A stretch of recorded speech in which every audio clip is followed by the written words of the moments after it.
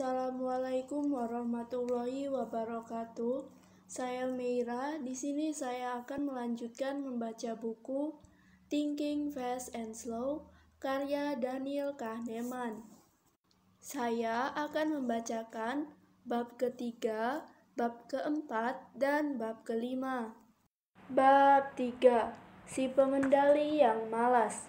Tiap tahun saya menghabiskan beberapa bulan di Berkeley, dan salah satu kebahagiaan saya di sana adalah berjalan selama 4 mil tiap hari di satu jalan setapak di perbukitan dengan pemandangan indah San Francisco Bay. Biasanya saya mencatat waktu saya berjalan dan belajar banyak mengenai usaha dengan melakukannya. Saya sudah menemukan satu kecepatan, kira-kira 17 menit per mil, yang saya anggap kecepatan jalan santai.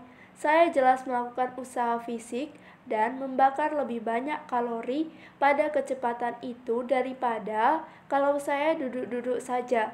Tapi saya tidak merasakan ketegangan, konflik, dan kebutuhan mendorong diri saya. Saya juga bisa berpikir dan bekerja selagi berjalan dengan kecepatan itu. Malah saya curiga sedikit rangsangan fisik dari kegiatan berjalan bisa menyebar menjadi kewaspadaan mental yang lebih besar. Sistem 2 juga punya kecepatan alami. Anda menghabiskan sejumlah energi mental untuk berbagai pemikiran dan mengawasi apa yang terjadi di sekeliling Anda, bahkan ketika akal budi Anda tidak sedang melakukan sesuatu.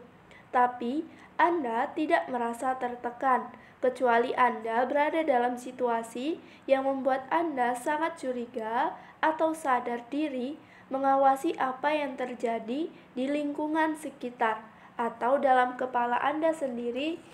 Itu tak menuntut banyak usaha. Anda membuat banyak keputusan kecil sewaktu menyetir mobil, menyerap sejumlah informasi selagi membaca koran, dan melakukan percakapan rutin dengan pasangan atau kolega.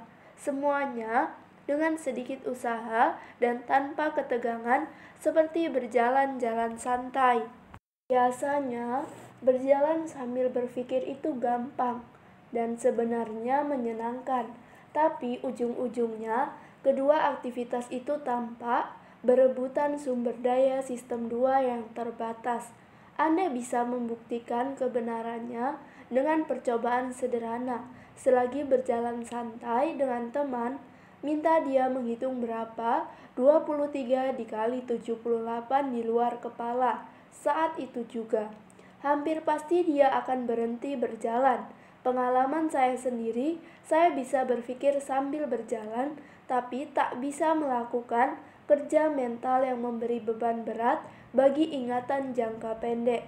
Jika harus membuat argumen yang rumit dalam waktu terbatas, saya lebih suka melakukannya sambil diam dan lebih baik sambil duduk daripada berdiri. Tentu saja tidak semua pemikiran lambat memerlukan konsentrasi kuat dan perhitungan berat semacam itu. Beberapa pemikiran terbaik dalam hidup saya dilakukan sambil berjalan santai bersama Amos. Mempercepat langkah akan mengubah pengalaman berjalan, karena peralihan ke cara berjalan yang lebih cepat sangat menurunkan kemampuan berpikir koheren. Selagi melangkah makin cepat, perhatian saya makin tertarik ke pengalaman berjalan dan upaya sengaja mempertahankan langkah yang cepat. Dengan demikian, kemampuan saya membawa aliran pemikiran ke kesimpulan pun berkurang. Pada kecepatan tertinggi yang bisa saya capai di perbukitan, sekitar 14 menit per mil, saya bahkan tidak mencoba memikirkan hal lain selain usaha fisik menggerakkan tubuh saya dengan cepat sepanjang jalan sepetak. Usaha mental untuk mengendalikan diri diperlukan untuk menolak dorongan memperlambat jalan. kendali diri dan pemikiran yang disengaja rupanya mengambil jatah usaha yang sama. Bagi kebanyakan kita biasanya memelihara aliran pikiran yang koheren dan berpikir berat sekali-kali juga membutuhkan kendali diri. Walaupun saya belum melakukan survei sistematis, saya duga pergantian tugas yang sering terjadi dan percepatan kerja mental itu tidak menyenangkan secara intrinsik dan orang menghindarinya kalau bisa. Itulah sebabnya hukum usaha tersedikit menjadi hukum. Tanpa adanya tekanan waktu pun, memelihara aliran pikiran yang koheren membutuhkan disiplin. Seseorang yang mengamati berapa kali saya membuka email atau melihat isi kulkas ketika sedang menulis selama 1 jam, bisa menyimpulkan bahwa saya merasakan dorongan untuk pergi dari tugas dan bahwa melakukan tugas itu memerlukan kendali diri yang lebih banyak daripada yang langsung bisa dikerahkan. Untungnya, kerja kognitif tidak selalu menyebalkan dan kadang orang melakukan usaha cukup besar dalam waktu lama tanpa harus mengerahkan kehendak. Psikologi Mihaly Csikszentmihalyi telah mempelajari keadaan bekerja tanpa usaha itu lebih lama daripada siapapun, dan nama yang dia ajukan untuk keadaan itu, flow, alir, telah menjadi bagian bahasa. Orang yang mengalami alir menjabarkannya sebagai keadaan berkonsentrasi sangat penuh tanpa berusaha, sampai-sampai lupa waktu, lupa diri, lupa segala masalah. Dan pengakuan mereka mengenai kebahagiaan dalam keadaan itu sangat meyakinkan sehingga Csikszentmihalyi menyebut pengalaman optimal, optional experience. Banyak kegiatan bisa memicu rasa alir, dari melukis sampai balap motor, dan bagi beberapa penulis mujur yang saya kenal, menulis buku pun sering menjadi pengalaman opsional. Menjadi pengalaman optimal. Alir memisahkan dua bentuk usaha, konsentrasi pada tugas dan kendali perhatian yang disengaja. Mengendarai sepeda motor dengan kecepatan 240 km per jam dan bertanding catur jelas sangat membutuhkan usaha. Namun dalam keadaan alir, mempertahankan perhatian yang terfokus ke kegiatan-kegiatan yang menuntut itu tidak membutuhkan pengarahan kendali diri sehingga membebaskan sumber daya yang bisa diarahkan untuk menyelesaikan tugas. Sistem 2 yang sibuk dan terkuras. Sekarang sudah dipastikan bahwa kendali diri dan usaha kognitif adalah dua bentuk kerja mental. Beberapa penelitian psikologi telah menunjukkan bahwa orang yang ditantang tugas kognitif berat dan godaan secara sekaligus lebih mungkin menyerah kepada godaan. Bayangkan Anda diminta mengingat 7 angka selama 1-2 menit. Anda diberitahu bahwa mengingat angka-angka itu adalah prioritas tinggi. Selagi perhatian Anda terpusat ke angka-angka, Anda ditawari 2 macam makanan pencuci mulut, kue coklat yang kurang sehat, dan salad buah yang sehat. Bukti menunjukkan bahwa Anda lebih mungkin memilih kue coklat yang menggoda kalau kepala Anda sedang penuh angka. Sistem 1 punya pengaruh lebih besar pada perilaku kalau sistem 2 sibuk dan sistem 1 suka makanan manis. Orang yang sibuk secara kognitif juga lebih mungkin membuat pilihan egois, menggunakan bahasa seksis, dan membuat pertimbangan yang dangkal dalam situasi sosial. Mengingat dan mengulang-ulang angka mengendurkan pegangan sistem 2 terhadap perilaku, tapi tentu saja beban kognitif bukan satu-satunya penyebab lemahnya kendali diri. Minuman keras punya pengaruh yang sama, demikian pula kurang tidur. Kendali diri orang yang bisa aktif waktu pagi terganggu waktu malam. Kembalinya berlaku untuk orang yang biasa aktif waktu malam. Kekhawatiran berlebihan mengenai kesempurnaan tugas kadang mengganggu pelaksanaan tugas karena membebani ingatan jangka pendek dengan pemikiran-pemikiran cemas yang tidak ada tujuannya. Kesimpulannya gamblang, kendali diri butuh perhatian dan usaha. Dengan kata lain, mengendalikan pemikiran dan perilaku adalah salah satu tugas yang dilakukan sistem 2. Serangkaian percobaan mengejutkan yang dilakukan psikolog Roy Baumeister dan para koleganya menunjukkan dengan telak bahwa segala ragam usaha sengaja kognitif, emosional, fisik menggunakan sumber energi mental yang sama. Percobaan mereka melibatkan tugas-tugas yang berurutan, bukan bersamaan. Grup Baumeister berkali-kali menemukan bahwa usaha memusatkan kehendak atau kendali diri itu melelahkan. Jika harus memaksa diri Anda berbuat sesuatu, Anda jadi enggan atau kurang mampu mengendalikan diri ketika tantangan berikutnya datang. Fenomena itu telah dinamai ego terkuras. Sebagai contohnya, para peserta percobaan yang diperintahkan meredam reaksi emosional mereka terhadap film yang bermuatan emosional akan berprestasi buruk dalam tes stamina fisik. Berapa lama mereka bisa menggenggam kuat 1 di nanometer, meski makin lama keadaannya makin tak nyaman. Usaha emosional di tahap pertama percobaan mengurangi kemampuan menahan sakitnya kontraksi otot terus-menerus, sehingga orang-orang yang egonya terkuras lebih cepat menyerah pada dorongan untuk berhenti. Di percobaan lain, orang pertama-tama dikuras oleh tugas makan makanan sehat seperti lobak dan seledri sambil menahan godaan untuk makan coklat dan kue kering manis. Orang-orang itu sesudahnya akan menyerah lebih cepat daripada biasanya kalau menghadapi tugas kognitif yang sukar. Daftar situasi dan tugas yang sekarang diketahui menguras kendali diri itu panjang dan beragam. Semua melibatkan konflik dan kebutuhan meredam satu kecenderungan alami, antara lain menghindari memikirkan beruang kutub, menahan tanggapan emosional terhadap film yang mengunggah, membuat serangkaian pilihan yang melibatkan konflik, mencoba membuat orang lain terkesan, menanggapi kelakuan buruk pasangan dengan baik-baik, berinteraksi dengan orang-orang yang berbeda ras bagi orang-orang yang punya prasangka rasis. Daftar pertanda ego terkuras juga isinya macam-macam. Tidak taat berdiet, belanja berlebihan dan tak direncanakan, bereaksi agresif terhadap provokasi, tidak tahan lama dengan tugas memegang sesuatu, mendapat hasil buruk dalam tugas kognitif, dan pengambilan keputusan logis. Bukti meyakinkan kegiatan-kegiatan yang menuntut banyak terhadap sistem 2 membutuhkan kendali diri. Pengerahan kendali diri itu berat dan tak menyenangkan, tak seperti beban kognitif. Ego terkuras sebagiannya adalah kehilangan motivasi. Sesudah mengerahkan kendali diri dari satu tugas, Anda jadi malas berusaha untuk tugas lain, walau bisa saja Anda melakukannya kalau memang harus. Di beberapa percobaan, orang mampu menahan efek ego terkuras kalau diberi intensif kuat untuk melakukannya.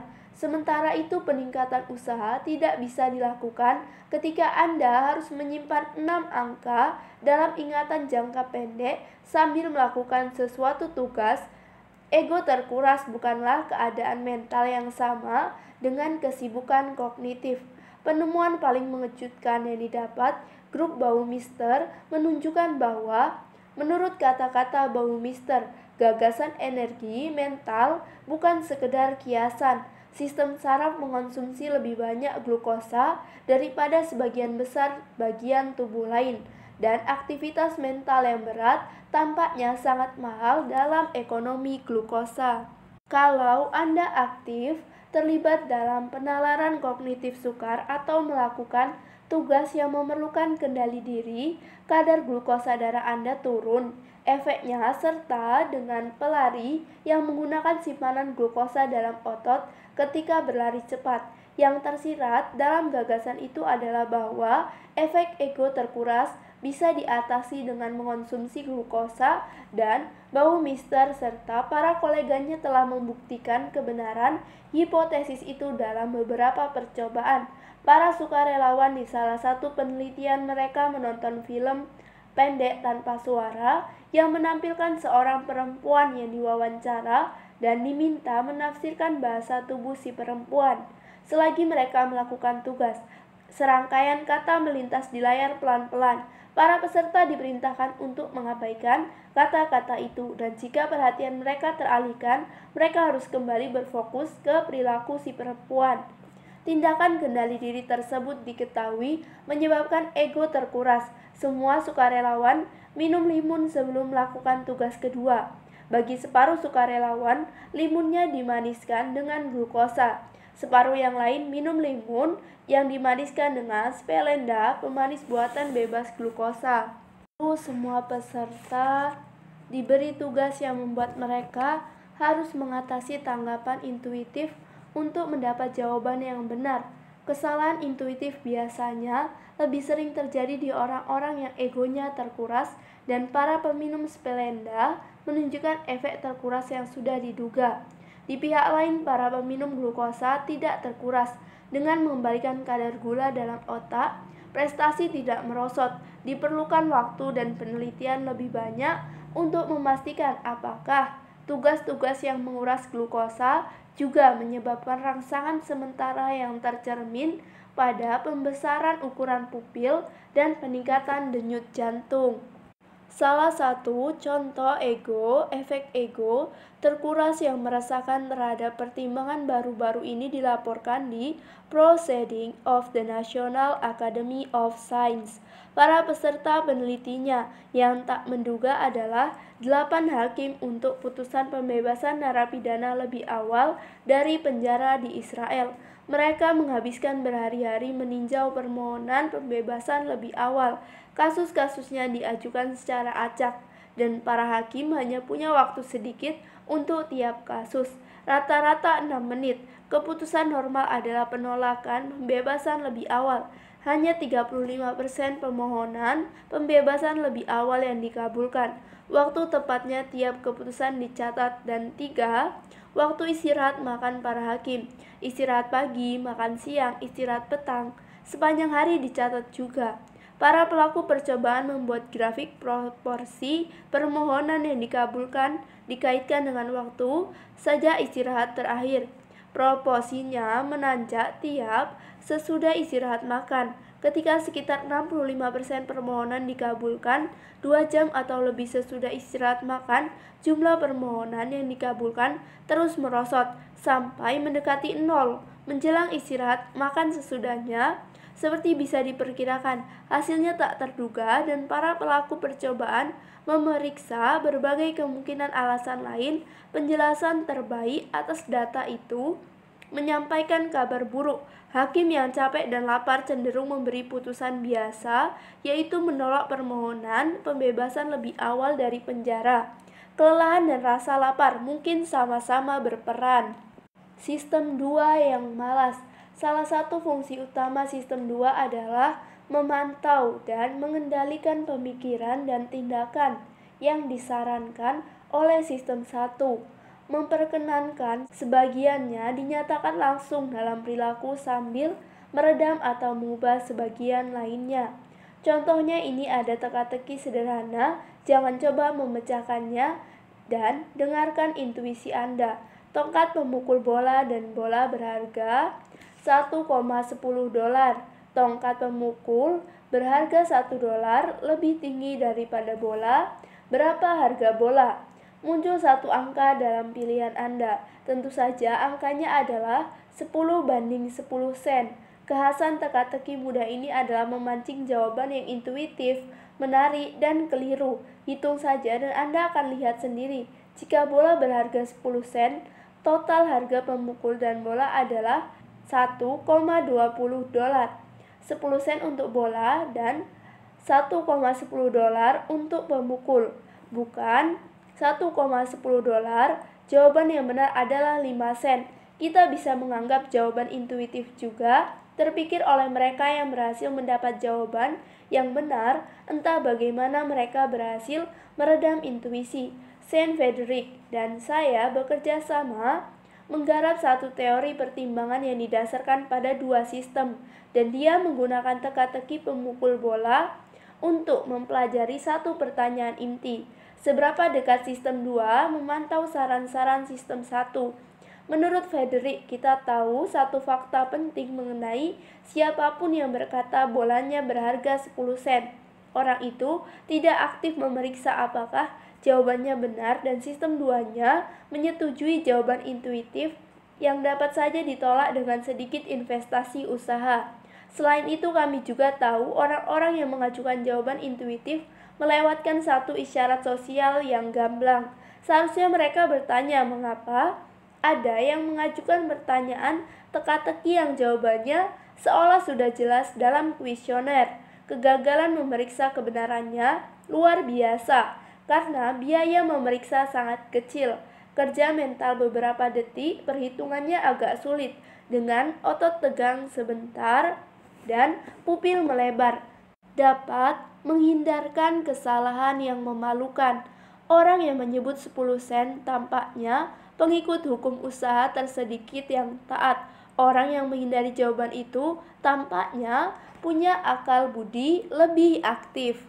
Orang yang menyebut 10 sen tampaknya pengikut hukum usaha tersedikit yang taat. Orang yang menghindari jawaban itu tampaknya punya akal budi lebih aktif. Ribuan mahasiswa telah menjawab teka-teki tongkat pemukul bola dan hasilnya mengejutkan. Sejumlah 50% lebih mahasiswa Harvard, MIT, dan Princeton memberi jawaban intuitif yang keliru. Pada universitas lain yang kurang ketat seleksinya, kegagalan memeriksa jawaban melebihi 80%. Masalah tongkat pemukul bola adalah pertemuan pertama kita dengan pengamatan yang menjadi tema yang berulang-ulang muncul di buku ini. Banyak orang terlalu percaya diri, rentan terlalu percaya kepada intuisi sendiri. Rupanya mereka mendapati usaha kognitif setidaknya agak tak menyenangkan dan menghindarinya sebisa mungkin. Saya sekarang akan tunjukkan satu argumen logis, dua premis, dan satu kesimpulan. Coba tentukan secepat Anda bisa. Apakah argumen itu sah logikanya? Apakah kesimpulannya sah berdasarkan kedua premis? Semua mawar itu bunga, beberapa bunga cepat layu. Oleh karena itu, beberapa mawar cepat layu. Sebagian besar mahasiswa menganggap silogisme itu sah, tapi sebenarnya argumen tersebut cacat, karena bisa saja tidak ada mawar di kelompok bunga yang cepat layu. Sebagaimana di soal tongkat pemukul bola, jawaban yang terasa masuk akal langsung muncul. Meredamnya butuh kerja keras. Ngototnya pemikiran jawabannya benar, membuat kita kesulitan memeriksa logika. Dan kebanyakan orang tidak repot-repot memikirkan soal itu secara menyeluruh. Percobaan itu punya dampak tak menyenangkan bagi penalaran dalam kehidupan sehari-hari. Artinya, kalau orang percaya sesuatu kesimpulan itu benar, mereka juga sangat cenderung percaya kebenaran argumen yang tampak menyokongnya. Biarpun argumen itu tidak sahih, jika sistem 1 terlibat, kesimpulan yang datang lebih dulu baru disusul argumen. Berikutnya, bacalah pertanyaan ini dan jawab dengan cepat sebelum melanjutkan. Berapa pembunuhan yang terjadi di negara bagian Michigan dalam waktu 1 tahun? Pertanyaan itu, yang juga digagas oleh Saint Frederick, lagi-lagi merupakan tantangan bagi sistem 2. Triknya adalah apakah penjawab akan ingat bahwa Detroit, kota yang menjadi tingkat kejahatan tinggi, berada di negara bagian Michigan. Mahasiswa di Amerika Serikat tahu fakta itu dan akan ingat bahwa Detroit merupakan kota terbesar di Michigan. Namun, pengetahuan atas suatu fakta bukanlah perkara semua atau tidak sama sekali. Orang yang ingat bahwa Detroit ada di Michigan memberi perkiraan jumlah pembunuhan yang lebih tinggi daripada orang yang tidak ingat. Tapi kebanyakan penjawab Frederick tidak memikirkan kota itu ketika ditanyai mengenai negara bagian Michigan. Malah tebakan rata-rata orang yang ditanyai mengenai Michigan lebih rendah daripada tebakan kelompok serupa yang ditanyai mengenai jumlah pembunuhan di Detroit. Yang bersalah atas kegagalan memikirkan Detroit bisa sistem 1 atau sistem 2. Munculnya kota itu dalam benak, kalau negara bagian Michigan disebut sebagai sebagian bergantung pada fungsi otomatis ingatan. Orang berbeda-beda dalam hal itu. Penggambaran negara bagian Michigan sangat terperinci dalam pikiran beberapa orang. Warga Michigan lebih mungkin mengingat banyak fakta mengenai negara bagian itu daripada orang yang tinggal di tempat lain. Penggemar geografi akan ingat lebih banyak daripada orang lain yang kegemarannya statistika bisbol. Orang-orang yang lebih cerdas juga lebih mungkin memiliki penggambaran yang lebih lengkap. Inteligensi bukan sekedar kemampuan bernalar. Inteligensi juga mencakup kemampuan menemukan bahan yang relevan dalam ingatan dan mengarahkan perhatian ke tempat yang membutuhkan. Fungsi ingatan adalah bagian sistem 1. Tapi semua orang punya pilihan memperlambat berpikir untuk aktif mencari dalam ingatan, mengumpulkan semua fakta yang mungkin ada sangkut pautnya. Sebagaimana mereka bisa melambat untuk memeriksa kebenaran jawaban intuitif dalam soal tongkat pemukul bola. Kadar pemeriksaan dan pencarian sengaja adalah bagian sistem 2 yang beragam pada berbagai orang. Soal tongkat pemukul bola, sologisme bunga, dan soal Michigan atau Detroit punya kesamaan. Setidaknya sebagai kegagalan dalam tes-tes kecil itu tampak sebagai perkara kekurangan motivasi. Tidak mencoba cukup keras, siapapun yang bisa masuk universitas bagus jelas mampu menalar kedua pertanyaan pertama dan memikirkan Michigan cukup lama sehingga mengingat kota besar di negara itu yang punya masalah kejahatan. Para mahasiswa itu bisa menjawab soal-soal yang jauh lebih sukar ketika tidak tergoda menerima jawaban yang sepintas masuk akal dan langsung muncul dalam benak. Tapi kecenderungan mereka cepat merasa puas dan berhenti berpikir itu meresahkan. Malas, itu penilaian yang keras terhadap pemantauan diri para pemuda dan sistem 2 mereka itu. Tapi tampaknya bukannya tidak adil. Mereka yang menghindari dosa kemalasan intelektual dapat disebut tekun. Mereka lebih waspada, lebih aktif secara intelektual, tidak mudah puas dengan jawaban yang tampaknya menarik, lebih skeptis terhadap intuisi mereka sendiri. Psikologi Kate Stanovich menyebut mereka lebih rasional. Inteligensi, kendali, rasionalitas. Para peneliti sudah menggunakan berbagai metode untuk meneliti hubungan antara berpikir dan mengendalikan diri. Beberapa peneliti menggarapnya dengan mengajukan pertanyaan korelasi. Jika orang diberi peringkat berdasarkan kendali diri dan kemampuan kognitif, apakah peringkat orang di kedua perkara itu mirip? Di salah satu percobaan paling terkenal dalam sejarah psikologi, Walter Mischel dan para mahasiswanya menghadapkan anak-anak umur 4 tahun pada dilema kejam. Anak-anak itu diberi pilihan antara hadiah kecil, 1 kue kering Oreo yang bisa mereka dapatkan kapan saja atau hadiah besar 2 Oreo yang harus ditunggu 15 menit. Dalam keadaan tak menyenangkan, mereka disuruh sendirian dalam satu ruangan, menghadap meja dengan 2 benda di atasnya, 1 kue kering dan bel yang bisa dibunyikan si anak untuk memanggil pelaku percobaan dan menerima 1 kue kering. Sebagaimana percobaan tersebut dijabarkan, tidak ada mainan, buku, gambar, atau benda lain yang bisa mengalihkan perhatian dalam ruangan.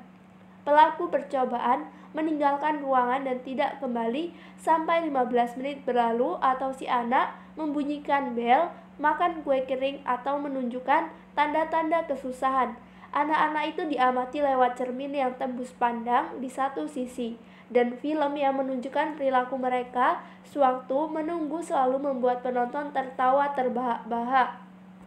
Sekitar separuh dari semua anak berhasil menunggu selama 15 menit, utamanya dengan mengalihkan perhatian dari hadiah yang menggoda. 10 atau 15 tahun kemudian terbuka kesenjangan yang lebar antara mereka yang tahan godaan dan yang tidak.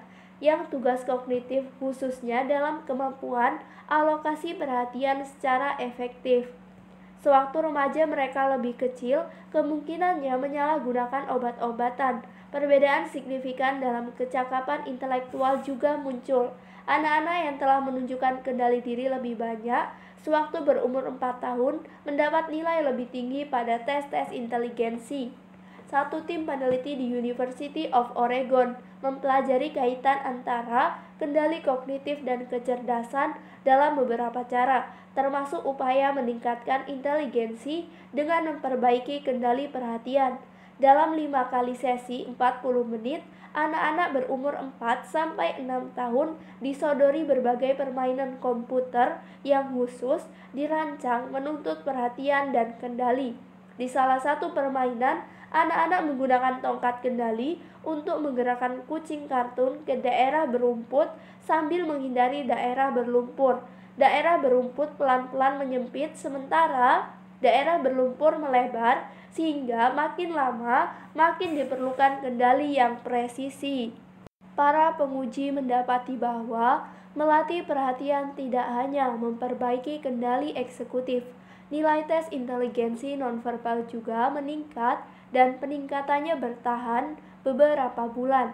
Riset lain oleh kelompok yang sama mengenali gen-gen spesifik yang terlibat dalam kendali perhatian, menunjukkan bahwa teknik-teknik pengasuhan juga mempengaruhi kemampuan itu, serta menunjukkan hubungan erat antara kemampuan anak mengendalikan perhatian dan kemampuan anak mengendalikan emosi. Saint Frederick membuat tes refleksi kognitif yang terdiri atas soal tongkat pemukul bola dan 2 pertanyaan lain yang dipilih karena mengundang jawaban intuitif yang meyakinkan sekaligus salah. Pertanyaan-pertanyaan itu disajikan di bab 5. Frederick lalu mempelajari ciri-ciri mahasiswa yang mendapat nilai sangat rendah di tes itu. Fungsi pengawas sistem 2 lemah di para mahasiswa tersebut dan menemukan bahwa mereka cenderung menjawab pertanyaan dengan gagasan pertama yang tercetus dalam benak serta tidak mau melakukan usaha untuk memeriksa kebenaran intuisi mereka. Orang-orang yang mengikuti intuisi tanpa kritis dalam menjawab teka-teki juga cenderung menerima saran-saran lain dari sistem 1. Mereka impulsif, tak sabar, dan ingin menerima imbalan langsung. Contohnya, 63% penjawab intuitif berkata mereka lebih suka mendapat $3.400 bulan ini daripada $3.800 bulan depan. Hanya 37% dari mereka yang menjawab 3 pertanyaan tes dengan benar yang memiliki kesukaan mendapat hasil lebih kecil langsung. Ketika ditanya berapa yang akan mereka bayar untuk ongkos kirim kilat buku yang mereka beli, orang-orang yang mendapat nilai rendah di tes refleksi kognitif bersedia membayar 2 kali lebih tinggi daripada yang mendapat nilai tinggi. Temuan Frederick memberi kesan bahwa tokoh-tokoh dalam psikodrama kita punya kepribadian berbeda. Sistem 1 impulsif dan intuitif. Sistem 2 mampu bernalar dan lebih berhati-hati, tapi untuk sebagian orang dia juga malas. Kita melihat perbedaan serupa di antara orang. Beberapa orang lebih mirip sistem 2, yang lainnya dekat dengan sistem 1. Tes sederhana itu menjadi salah satu prediksi berpikir malas yang baik.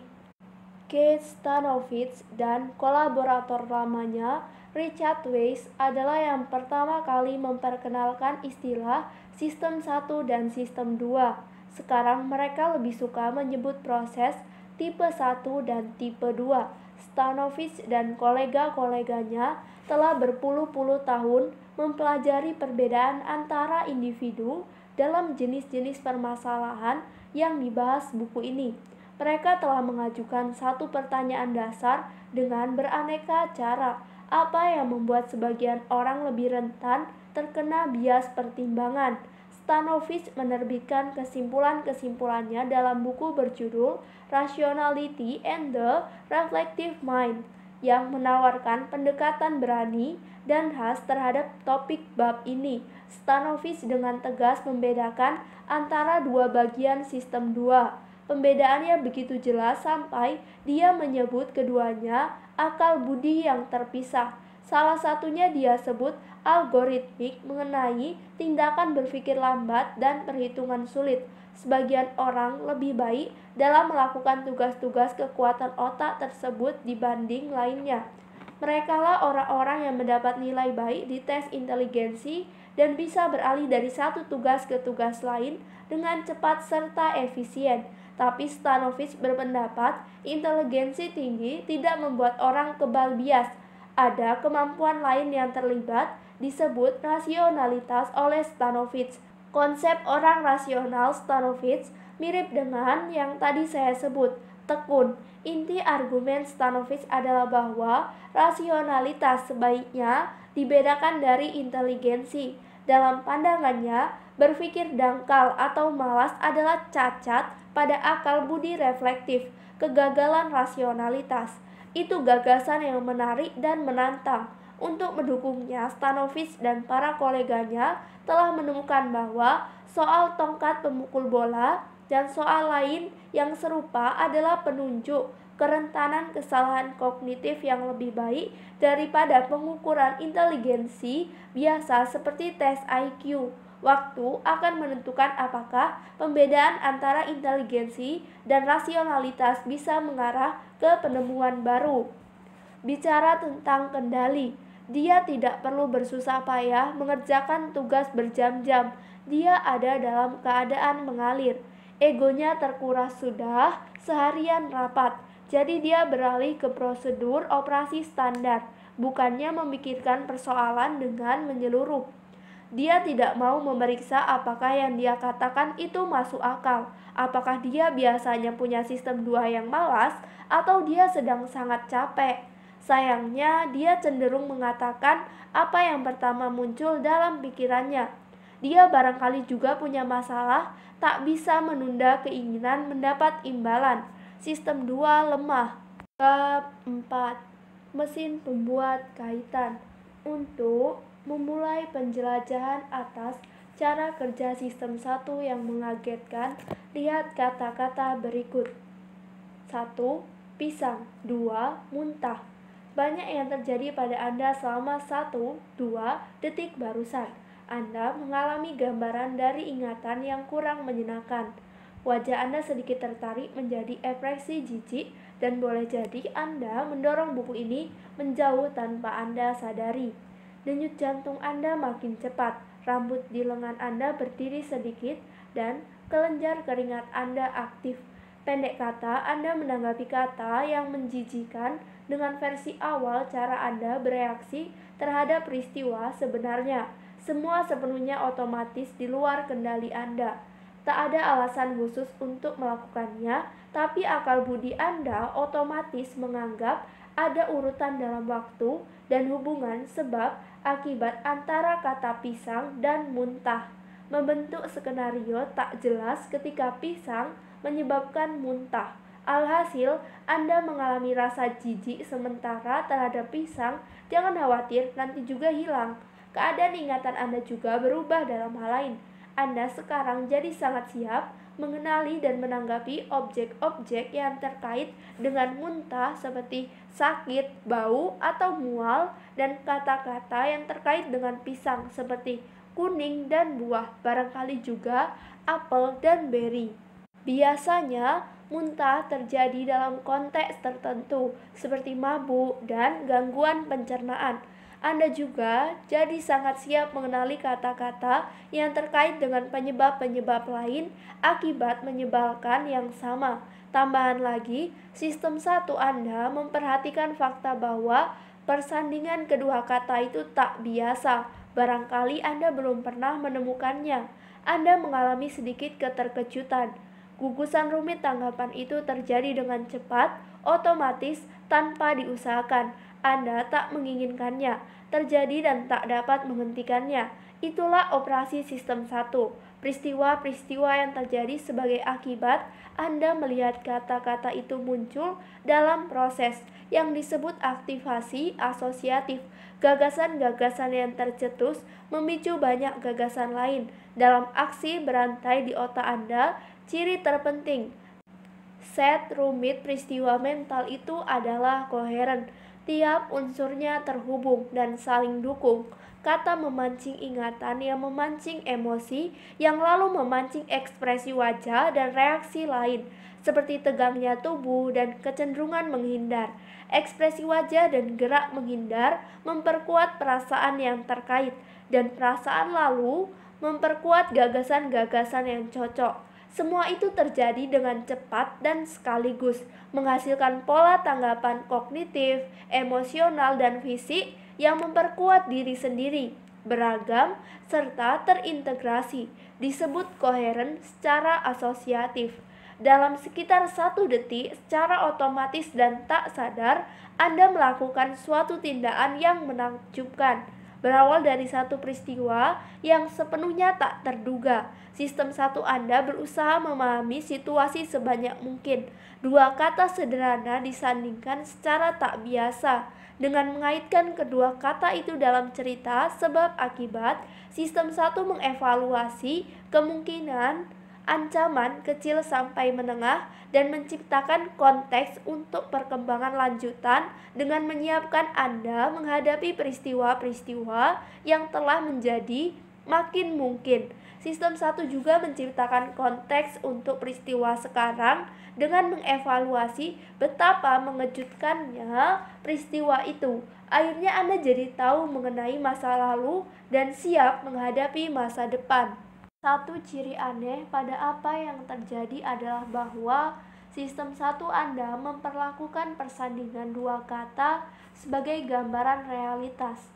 Tubuh Anda bereaksi berupa tiruan reaksi terhadap kejadian sesungguhnya, dan tanggapan emosional serta gerak fisik menghindar merupakan bagian tafsiran peristiwa. Sebagaimana telah ditegaskan para ahli kognisi baru-baru ini, kognisi itu berwujud Anda berpikir dengan tubuh Anda, tak hanya otak. Mekanisme yang menyebabkan peristiwa-peristiwa mental itu sudah lama dikenal. Kaitan antar gagasan. Kita semua mengerti berdasarkan pengalaman bahwa gagasan-gagasan dalam akal budi sadar kita saling mengikuti secara teratur. Para filosof Inggris pada abad ke-17 dan ke-18 mencari aturan yang menjelaskan urutan-urutan gagasan itu dalam An Inquiry Concerning Human Understanding, terbit 1748. Filsuf Skotlandia David Hume mereduksi kaidah-kaidah kaitan menjadi 3 saja: kemiripan urutan dalam waktu dan tempat, serta sebab akibat. Konsep kaitan kita sudah berubah secara radikal sejak zaman Hume, tapi ketika kaidahnya masih menjadi titik awal yang baik, saya akan memakai pandangan yang luas untuk mengetahui apa itu gagasan. Gagasan bisa nyata atau abstrak dan bisa diekspresikan dalam banyak cara, sebagai kata kerja, sebagai kata benda, atau sebagai kata sifat, atau sebagai tinju terkepal. Para psikolog menganggap gagasan sebagai simpul-simpul dalam jejaring yang amat luas, disebut ingatan asosiatif. Ketika tiap gagasan berkaitan dengan banyak gagasan lain, ada berbagai tipe hubungan, sebab terkait dengan akibat, virus dengan pilek, benda dengan sifatnya, jeruk nipis dengan hijau, benda dengan kategori yang mencakupnya, pisang dengan buah. Satu kemajuan kita dibandingkan Hume adalah kita tak lagi berpikir bahwa akal budi melalui serangkaian gagasan sadar satu persatu. Dalam pandangan terkini mengenai cara kerja ingatan asosiatif, banyak hal terjadi sekaligus. Satu gagasan yang telah diaktifkan tidak sekedar memancing satu gagasan lain. Gagasan itu mengaktifkan banyak gagasan yang kemudian mengaktifkan makin banyak lagi. Selain itu, hanya sedikit gagasan aktif yang akan masuk ke kesadaran. Sebagian besar kerja berpikir asosiatif itu hening, tersembunyi dari diri sadar kita. Gagasan bahwa kita hanya mendapat akses terbatas pada kerja akal budi kita sendiri itu sukar diterima karena secara alami gagasan itu asing bagi pengalaman kita. Tapi memang benar, Anda tahu lebih sedikit mengenai diri Anda daripada yang Anda rasa. Ajaibnya penyiapan, sebagaimana biasa terjadi dalam sains, terobosan besar pertama dalam pemahaman kita mengenai mekanisme keterkaitan adalah perbaikan metode pengukuran. Sampai beberapa puluh tahun lalu, satu-satunya cara mempelajari kaitan adalah mengajukan pertanyaan ke banyak orang seperti apa kata pertama yang muncul dalam pikiran Anda ketika mendengar kata hari. Para peneliti mencatat frekuensi jawaban seperti malam, cerah, atau panjang pada 1980-an. Para psikolog menemukan bahwa ekspos satu kata menyebabkan perubahan langsung dan terukur dalam kemudahan memanggil. Banyak kata lain yang berkaitan jika baru melihat atau mendengar kata it, Anda untuk sementara mungkin melengkapi potongan kata so, strip p, sebagai soap, bukan soap. Kata pertama soap sebagai sup, kata kedua soap sebagai sabun. Tentu saja kebalikannya berlaku jika Anda baru melihat wash.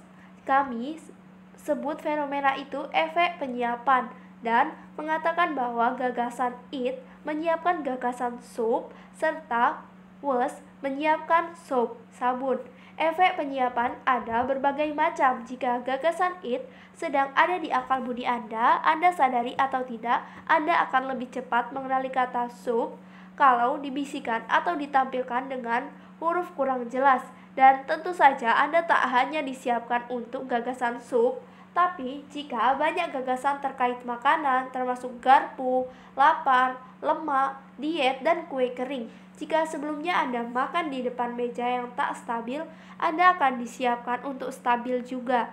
Selain itu, gagasan yang disiapkan punya kemampuan menyiapkan gagasan-gagasan lain walau lebih lemah, seperti gelombang di kolam, aktivasi menyebar melalui bagian kecil jejaring, gagasan terkait yang luas. Pemetaan gelombang itu adalah salah satu penelitian paling menarik dalam riset psikologi. Satu lagi kemajuan besar dalam pemahaman kita atas ingatan adalah penemuan bahwa penyiapan tidak terbatas pada konsep dan kata.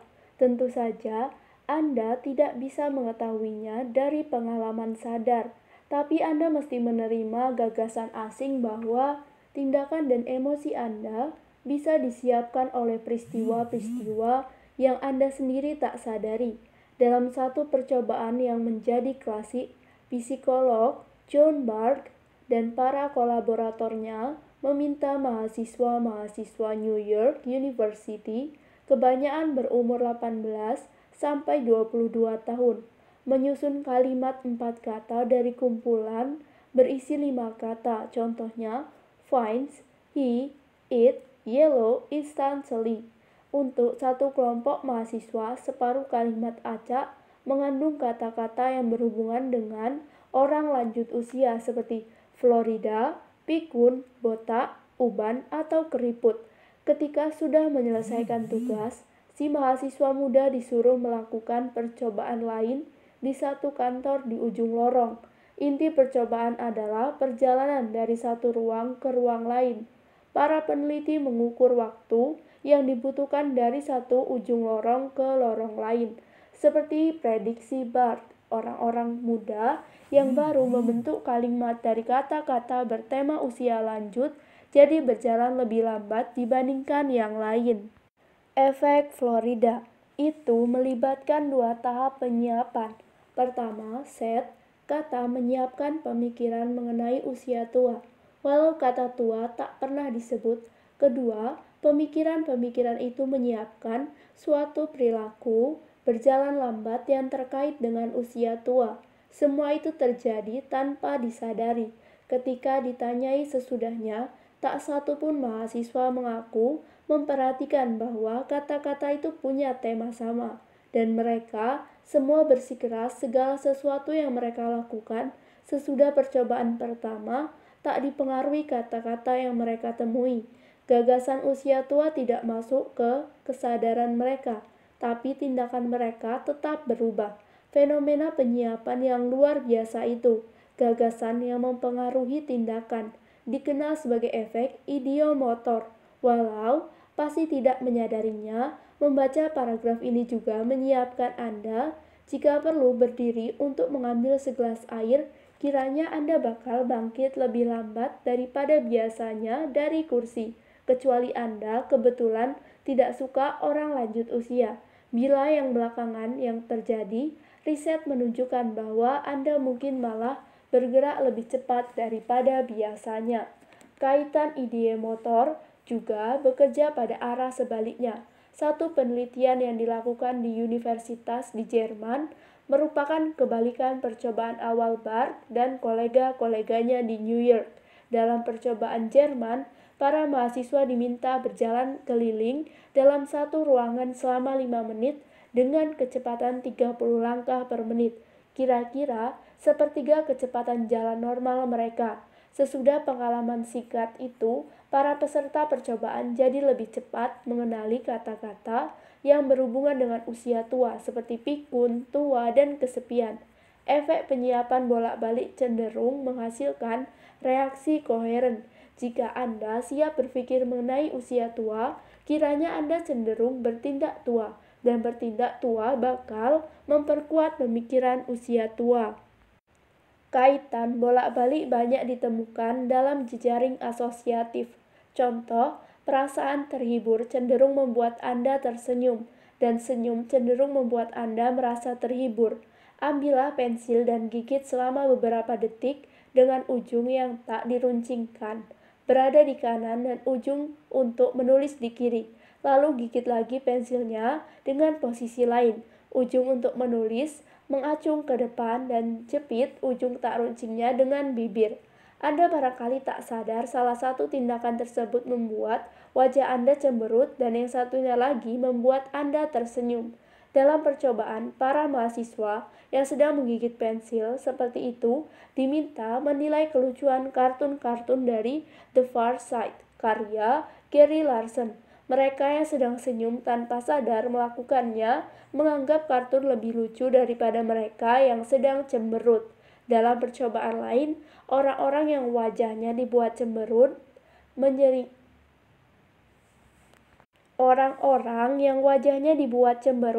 mengernyitkan alis, melaporkan makin kuatnya tanggapan emosional terhadap gambar-gambar yang memprihatinkan. Anak kelaparan, orang berkelahi, korban kecelakaan yang luka, isyarat tubuh biasa dan umum juga bisa mempengaruhi pemikiran dan perasaan kita tanpa kita sadari. Di satu percobaan, orang diminta mendengarkan pesan melalui handphone baru.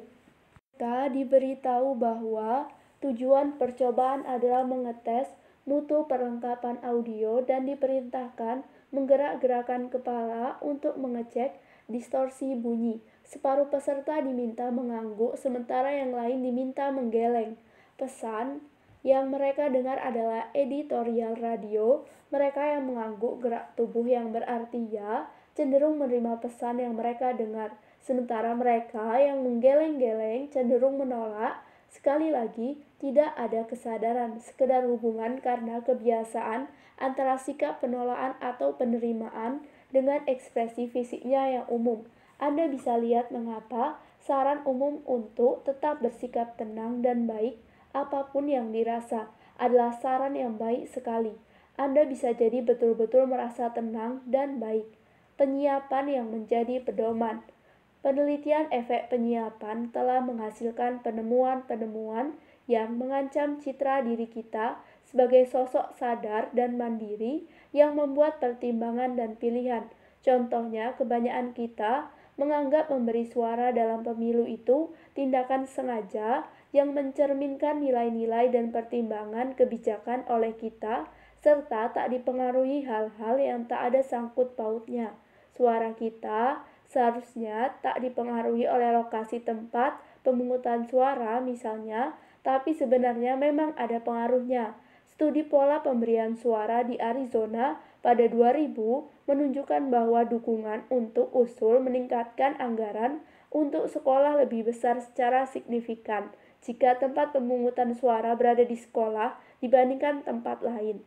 Percobaan lain menunjukkan bahwa memperlihatkan gambar ruang kelas dan loker juga meningkatkan kecenderungan pemilihan mendukung kebijakan terkait sekolah. Efek gambar lebih besar daripada efek perbedaan status pemilih sebagai orang tua atau bukan.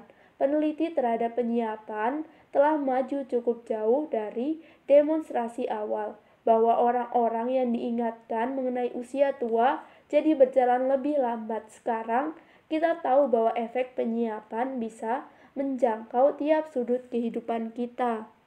Hal-hal yang mengingatkan mengenai uang menghasilkan beberapa efek meresahkan. Para peserta di satu percobaan ditunjukkan daftar 5 kata untuk menyusun frasa 4 kata bertema uang.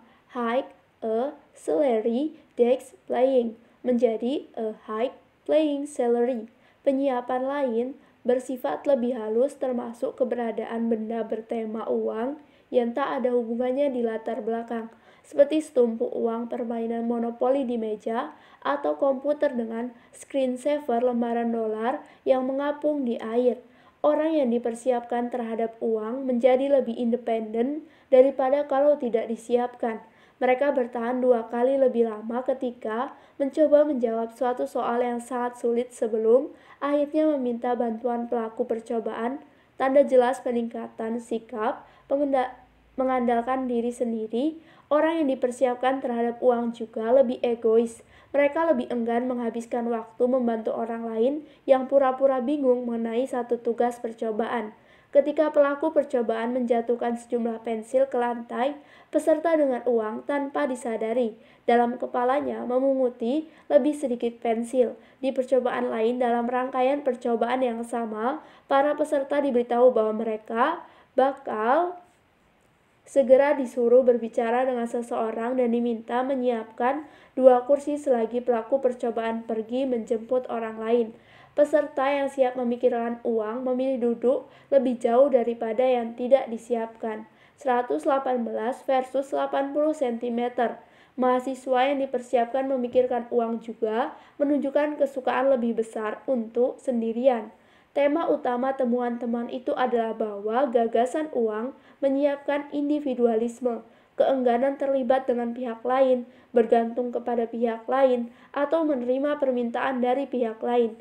Psikolog yang telah melakukan riset luar biasa itu, Kathleen Voss, tidak banyak berpendapat dalam membahas arti temuannya dan menyerahkan itu kepada pembaca. Percobaan Voss sungguh menohok. Temuannya memberi kesan bahwa hidup dalam budaya ketika kita di sekelilingi hal-hal yang mengingatkan uang boleh jadi membentuk perilaku dan sikap kita tanpa kita sadari dan mungkin tak ingin kita banggakan. Beberapa budaya memberikan banyak pengingat untuk rasa hormat, yang lain terus-menerus menyuruh orang-orang di dalamnya ingat Tuhan, dan beberapa masyarakat membentuk kepatuhan lewat gambar-gambar besar sang pemimpin. Bisakah ada keraguan bahwa potret pemimpin nasional yang ada di mana-mana dalam masyarakat diktatorial bukan hanya menyebarkan perasaan bahwa saudara tua mengawasi, melainkan juga menyebabkan pengurangan sungguhan dalam pemikiran spontan dan tindakan mandiri. Bukti dari penelitian terhadap penyiapan memberi kesan bahwa bila orang diingatkan mengenai kematian, gagasan otoriter jadi makin menarik yang mungkin memberi kepastian di tengah teror kematian. Percobaan lain yang telah membenarkan wawasan ala Freud mengenai peran lambang dan kiasan dalam hubungan-hubungan yang tak disadari. Contoh, lihatlah kata-kata tak lengkap dan ambigu ini. W strip H dan S strip P. Orang yang baru saja diminta memikirkan tindakan yang membuatnya merasa malu lebih cenderung melengkapi kata-kata itu menjadi wash, mencuci, dan soap, sabun dibandingkan wish, berharap, dan soap, sup. Selain itu, sekedar berpikir menikam punggung rekan kerja saja sudah membuat orang lebih cenderung membeli sabun, cairan pembersih atau deterjen dibandingkan baterai, jus, atau permen. Perasaan jiwa ternoda tampaknya memicu hasrat membersihkan tubuh, suatu impuls yang diberi nama efek Lady Macbeth. Pembersihan itu bersifat khusus bagi bagian tubuh yang terlibat dosa. Peserta suatu percobaan didorong berbohong kepada orang imajiner lewat telepon atau email. Dalam tes berikutnya mengenai produk apa yang paling mereka sukai, orang-orang yang berbohong di telepon lebih suka obat kumur daripada sabun, sementara mereka yang berbohong di email lebih suka sabun daripada obat kumur. Waktu saya menjabarkan penelitian tentang penyiapan kepada halayak, reaksi mereka biasanya tidak percaya. Itu tidak mengagetkan. Sistem 2 percaya bahwa dirinya mengendalikan dan tahu alasan-alasan pilihannya. Barangkali pertanyaan-pertanyaan juga bermunculan dalam kepala Anda. Bagaimana bisa manipulasi kecil-kecil pada konteks berpengaruh begitu besar? Apakah percobaan-percobaan itu menunjukkan bahwa kita sepenuhnya bergantung kepada penyiapan apapun yang ada di lingkungan? Tentu saja tidak. Efek penyiapan itu kuat, tapi tak harus besar. Di antara 100 pemilih dalam pemilu, hanya segelintir yang belum menentukan sikaplah yang akan memberikan suara berbeda mengenai persoalan sekolah jika tempat pemungutan suara berada di sekolah dan bukan di gereja. Tapi beberapa persen saja bisa mengubah hasil pemilu. Meski demikian, gagasan yang harus Anda perhatikan adalah tidak percaya itu bukan pilihan. Hasil percobaan-percobaan itu tidak dibuat-buat dan bukan kesalahan statistik. Anda tak punya pilihan selain menerima bahwa kesimpulan-kesimpulan utama penelitian itu benar. Yang lebih penting, Anda mesti menerima bahwa kesimpulan-kesimpulan itu benar bagi Anda. Jika baru melihat screensaver bergambar lembaran dolar, Anda juga bakal lebih mungkin memunguti lebih sedikit pensil untuk membantu orang asing yang canggung menjatuhkannya. Anda tak percaya hasil-hasil itu berlaku pada Anda karena hasil-hasil itu tidak berkaitan dengan apapun dalam pengalaman subjektif Anda. Tapi pengalaman subjektif Anda sebagian besar terdiri atas cerita yang sistem 2 sampaikan kepada dirinya sendiri mengenai apa yang terjadi. Fenomena penyiapan muncul di sistem 1 dan Anda tak punya akses sadar kepadanya. Saya tutup dengan contoh sempurna satu efek penyiapan yang dilakukan di dapur kantor satu universitas Britania. Selama bertahun-tahun orang di kantor itu membayar teh atau kopi yang mereka nikmati sepanjang hari dengan memasukkan uang ke kotak kejujuran. Daftar harga dipasang di dekatnya. Pada suatu hari di atas daftar harga dipasang poster tanpa pengumuman atau penjelasan. Selama 10 minggu poster itu digonta-ganti gambarnya, bunga atau mata yang seolah menatap. Tak seorang pun berkomentar mengenai dekorasi baru itu. Tapi sumbangan dalam kotak kejujuran berubah signifikan. Gambar di poster dan jumlah uang yang dimasukkan orang ke dalam kotak relatif terhadap jumlah yang dikonsumsi. Ditunjukkan di gambar 4, hasilnya layak disimak. Terdapat gambar keempat, saya akan meletakkannya di description box. Pada minggu pertama percobaan, yang bisa Anda lihat di dalam gambar, dua mata membelak menatap para peminum kopi atau teh yang sumbangannya rata-rata 70 pence per liter susu. Pada minggu kedua, posternya bergambar bunga dan sumbangan rata-rata turun ke sekitar 15 pence. Kecenderungan itu berlanjut, rata-rata pengguna dapur menyumbang 3 kali lipat lebih banyak pada minggu mata dibanding pada minggu bunga. Jelas penggambaran pengawasan saja bisa mendorong orang berperilaku lebih baik. Seperti kita perkirakan, efek itu terjadi tanpa disadari. Apakah Anda sekarang percaya bahwa Anda bakal mengikuti pola yang sama? Beberapa tahun lalu, psikolog Timothy Wilson menulis buku dengan judul yang menimbulkan renungan, Stranger to Ourselves. Anda sekarang telah diperkenalkan dengan orang asing itu yang boleh jadi mengendalikan banyak hal yang Anda lakukan, walau Anda jarang bisa melihat kendali itu. Sistem 1 menyediakan kesan yang sering berubah menjadi kepercayaan Anda dan menjadi sumber impuls yang sering menjadi pilihan dan tindakan Anda. Sistem 1 menawarkan penafsiran tersirat atas apa yang terjadi kepada Anda dan sekeliling Anda, menghubungkan masa kini dengan masa lalu yang baru terjadi dan dengan harapan masa depan yang dekat. Sistem 1 mengandung model dunia yang langsung menilai apakah suatu peristiwa itu normal atau mengagetkan. Sistem 1 adalah sumber pertimbangan intuitif yang cepat dan sering kali tepat. Dan semua itu dilakukan sistem 1 tanpa Anda sadari aktivitasnya. Seperti akan kita lihat di bab-bab berikut, sistem 1 juga merupakan asal-usul banyak kesalahan sistematis pada intuisi Anda. Bicara tentang penyiapan, pemandangan orang-orang berseragam ini tidak menyiapkan kreativitas. Dunia ini lebih tak bisa dimengerti daripada yang kamu pikir. Koherensinya sebagian besar datang dari cara kerja akal budimu. Mereka sudah siap mencari kesalahan dan itulah yang mereka temukan. Sistem 1 membuat ceria dan sistem 2 percaya ceria itu kita semua mengalaminya. Saya membuat diri saya tersenyum dan saya jadi merasa lebih enak. Bab 5. Kemudahan kognitif.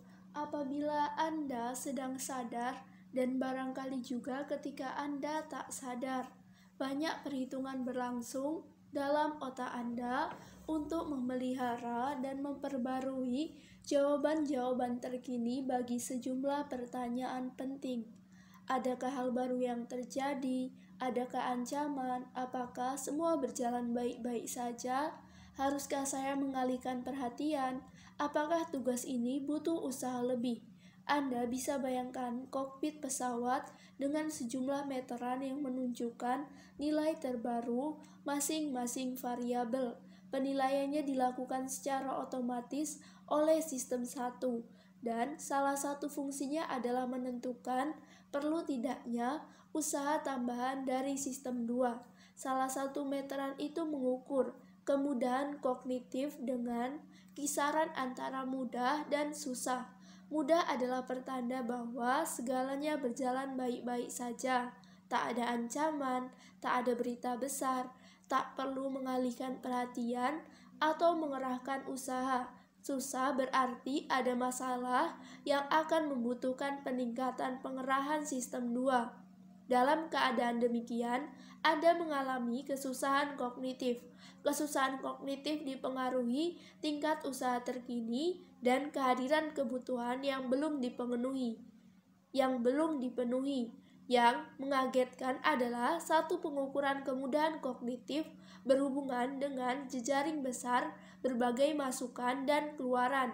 Gambar 5 di halaman 55 menjelaskannya. Saya akan meletakkan gambarnya di description box. Gambar itu menegaskan bahwa suatu kalimat yang ditulis dengan huruf-huruf yang jelas atau sudah diulangi atau sudah disiapkan untuk pikiran akan diproses lancar dengan kemudahan kognitif jika Anda mendengarkan seseorang dengan suasana hati yang baik atau bahkan ketika Anda menggigit pensil melintang sehingga tersenyum. Kemudahan kognitif juga terpicu. Sebaliknya, Anda mengalami kesusahan kognitif ketika membaca perintah yang hurufnya tak jelas, atau warna tulisannya pudar, atau bahasanya rumit, atau ketika suasana hati Anda buruk, dan bahkan ketika Anda cemberut. Bermacam-macam penyebab kemudahan atau kesusahan memiliki efek yang saling timbal balik. Ketika Anda berada dalam keadaan kemudahan kognitif, mungkin suasana hati Anda sedang baik.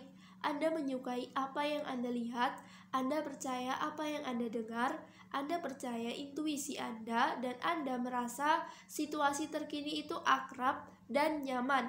Anda juga cenderung relatif santai dan berpikir ringan. Ketika merasa kesusahan, Anda lebih cenderung waspada dan curiga, mengerahkan lebih banyak usaha dalam apa yang Anda lakukan, merasa kurang nyaman dan membuat lebih sedikit kesalahan, tapi juga kurang intuitif dan kurang kreatif dibandingkan biasanya. Ilusi mengingat. Ketika ilusi membuat kita teringat ilusi pandangan karena kita semua akrab dengan gambar-gambar yang mengecoh, tapi pandangan bukan satu-satunya tempat ilusi berada. Ingatan juga rentan mengalami ilusi sebagaimana pikiran secara umum. David Stanbill, Monica Vygotsky, Sana Tirana. Saya baru saja mengarang nama-nama itu. Jika menemukan salah satunya dalam beberapa menit ke depan, Anda mungkin ingat di mana pertama kali melihatnya. Anda tahu dan akan tahu untuk sementara bahwa ketiganya bukan nama pesohor kurang terkenal. Tapi anggaplah beberapa hari dari sekarang Anda disodori daftar panjang nama-nama termasuk beberapa pesohor kurang terkenal dan nama-nama baru orang yang belum pernah Anda dengar. Tugas Anda adalah menandai semua nama pesohor di daftar.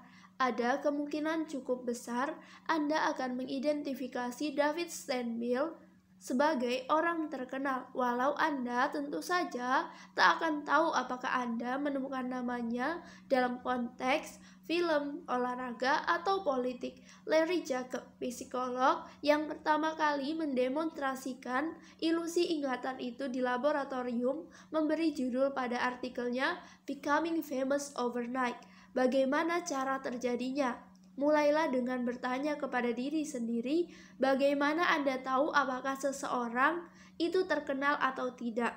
Dalam beberapa kasus, orang yang benar-benar terkenal atau pesohor di bidang yang Anda akrabi, Anda punya dokumen mental dengan banyak informasi mengenai seseorang.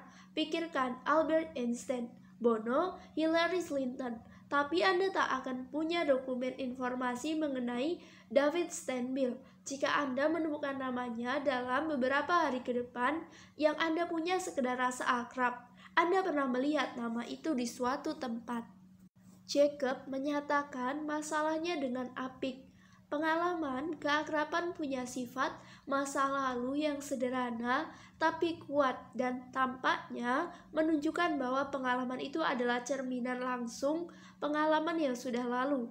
Sifat masa lalu itu ilusi yang benar sebagaimana ditunjukkan Jacob dan banyak pengikutnya. Adalah nama David Stanbill akan tampak akrab ketika Anda melihatnya karena Anda akan melihatnya lebih jelas.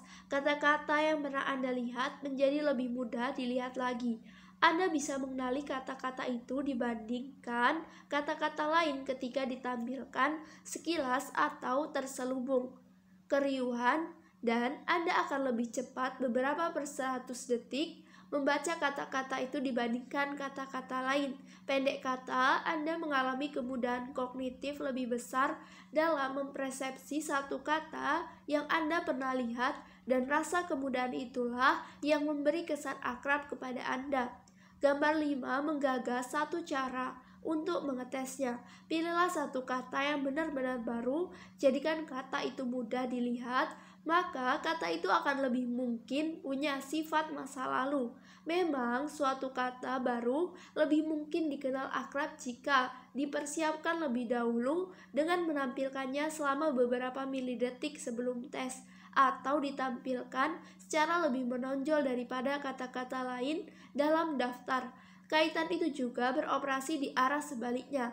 Bayangkan Anda disodori daftar kata yang kurang jelas tulisannya. Beberapa kata sangat tidak jelas, sebagian lebih jelas, dan tugas Anda adalah mengenali lebih jelas kata-kata yang ditampilkan. Kata yang baru Anda lihat akan tampak lebih jelas daripada kata-kata asing. Seperti ditunjukkan gambar 5, berbagai cara memicu kemudahan atau kesusahan kognitif bisa saling dipertukarkan. Boleh jadi Anda tak tahu persis apa yang membuat suatu hal itu mudah atau suatu secara kognitif. Begitulah munculnya ilusi keakraban. Boleh jadi Anda tak tahu persis apa yang membuat suatu hal itu mudah atau susah secara kognitif. Begitulah munculnya ilusi keakraban. Ilusi kebenaran. New York adalah kota besar di Amerika Serikat. Bulan mengelilingi bumi. Ayam berkaki 4. Dalam semua kasus itu, Anda dengan cepat mendapatkan sejumlah besar informasi terkait hampir semuanya menuju ke satu arah atau lainnya. Anda langsung tahu sesudah membaca bahwa dua kalimat pertama benar dan kalimat terakhir salah. Tapi perhatikan bahwa ayam berkaki 3 lebih jelas salahnya daripada ayam berkaki 4. Mekanisme asosiatif Anda memperlambat pertimbangan terhadap kalimat terakhir dengan menunjukkan fakta bahwa ada beberapa hewan berkaki 4 dan barangkali pasar swalayan sering menjual paha ayam dibungkus 4-4. Sistem 2 terlibat menyaring informasi itu barangkali dengan mengangkat persoalan apakah pertanyaan mengenai New York terlalu mudah atau memeriksa arti mengelilingi. Pikirkanlah terakhir kali Anda ikut tes tertulis untuk mendapatkan surat izin mengemudi SIM. Benarkah Anda perlu SIM khusus untuk menyetir mobil yang beratnya di atas 3 ton? Barangkali Anda belajar serius dan ingat di sisi halaman mana jawabannya muncul.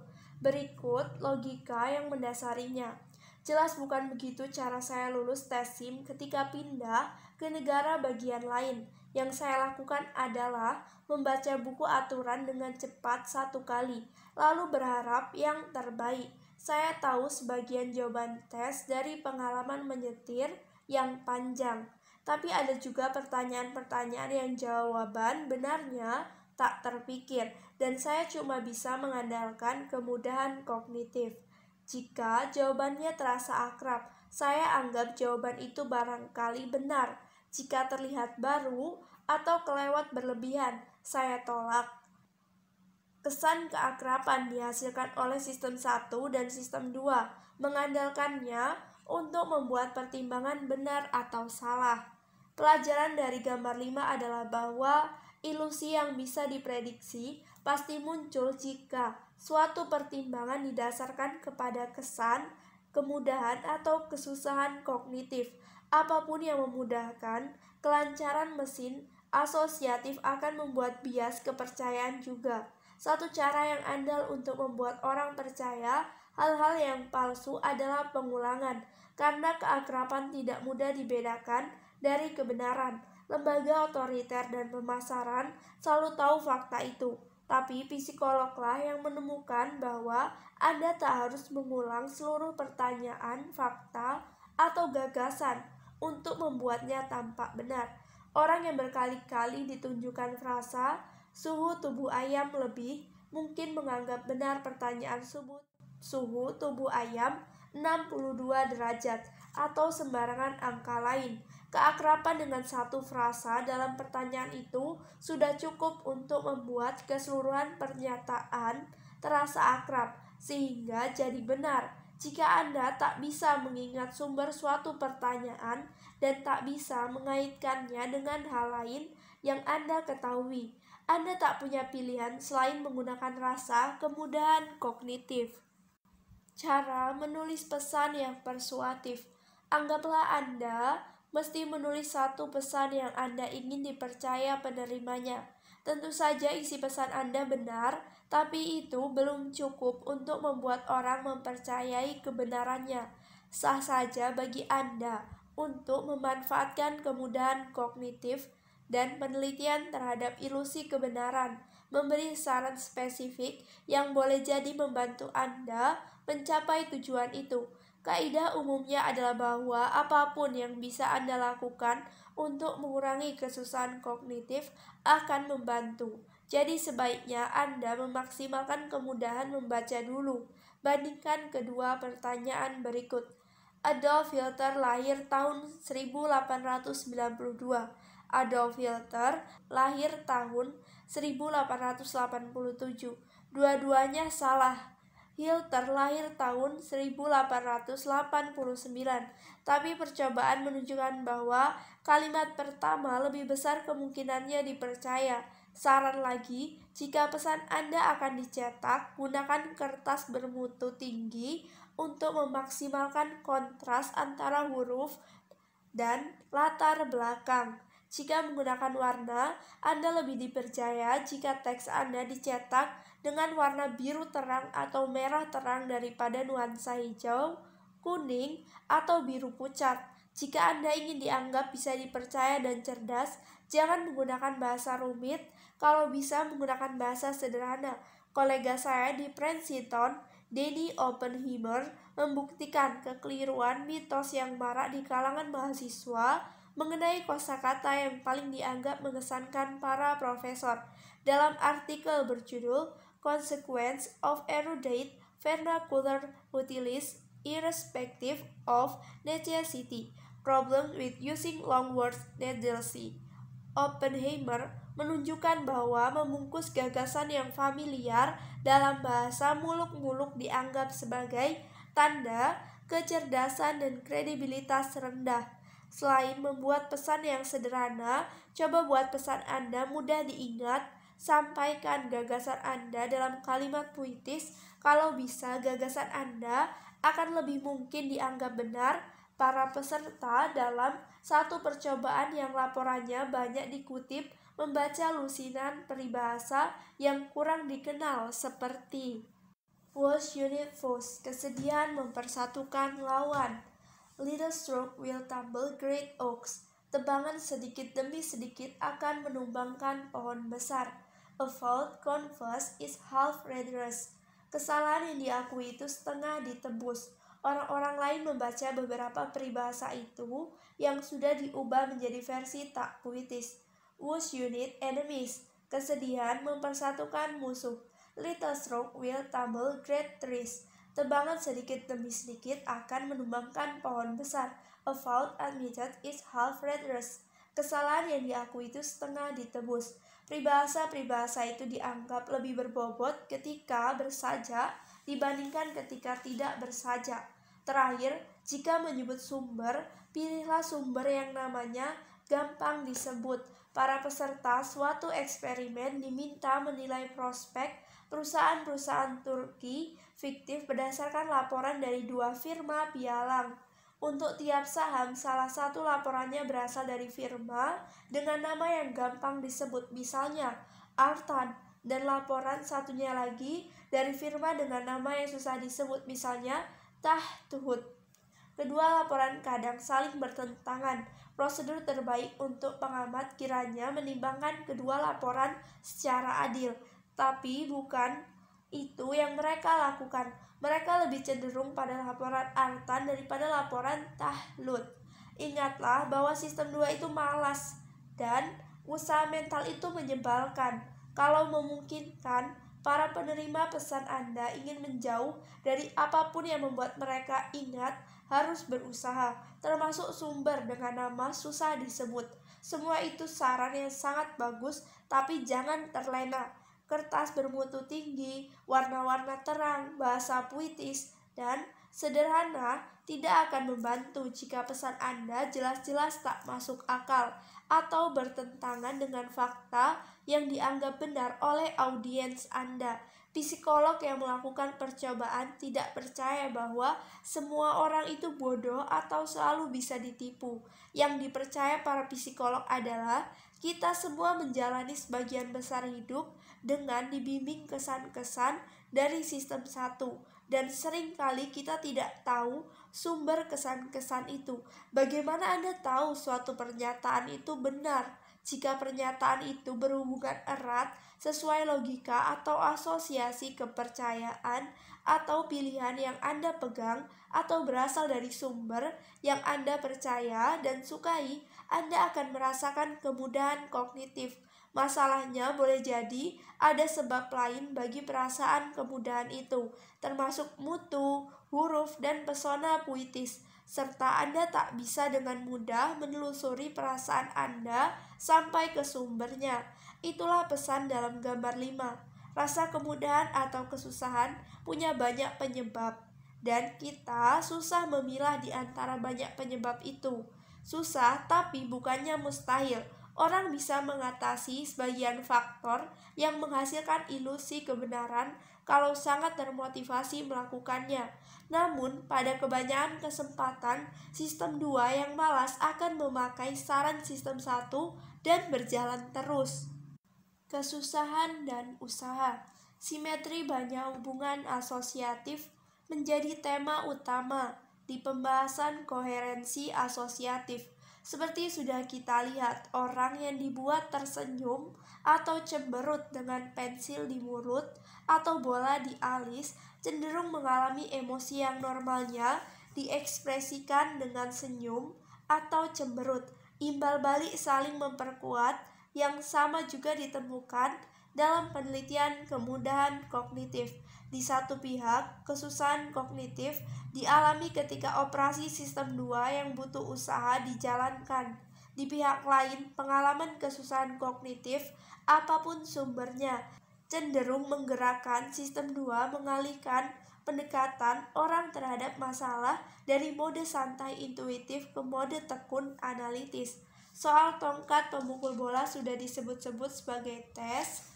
Kecenderungan orang menjawab pertanyaan dengan gagasan pertama yang terpikir tanpa memeriksa kebenarannya.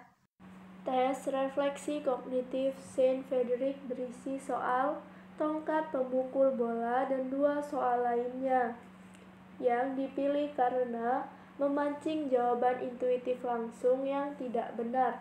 Kedua soal itu adalah, kalau 5 mesin butuh 5 menit untuk membuat 5 barang, berapa lama waktu yang dibutuhkan 100 mesin untuk membuat 100 barang? 100 menit atau 5 menit? Kedua, di danau ada tumbuhan teratai yang menutupi permukaannya. Tiap hari, luas permukaan teratai bertambah 2 kali lipat. Kalau untuk menutupi seluruh luas permukaan danau dibutuhkan waktu 48 hari, berapa lama yang dibutuhkan untuk menutupi setengah luas permukaan danau? 24 hari atau 47 hari? Jawaban yang benar untuk kedua soal ada di catatan kaki di dasar halaman ini. Para pelaku percobaan merekrut 40 mahasiswa Princeton untuk tes refleksi kognitif. Separuh dari mereka membaca soal yang ditulis dengan huruf berukuran kecil berwarna abu-abu pudar. Soalnya bisa terbaca, tapi tulisannya memicu kesusahan kognitif. Hasilnya jelas, 90% mahasiswa yang melihat soal tes dengan tulisan normal membuat setidaknya 1 kesalahan dalam tes, tapi proporsinya turun jadi 35% ketika tulisannya sulit dibaca. Anda tidak salah membacanya.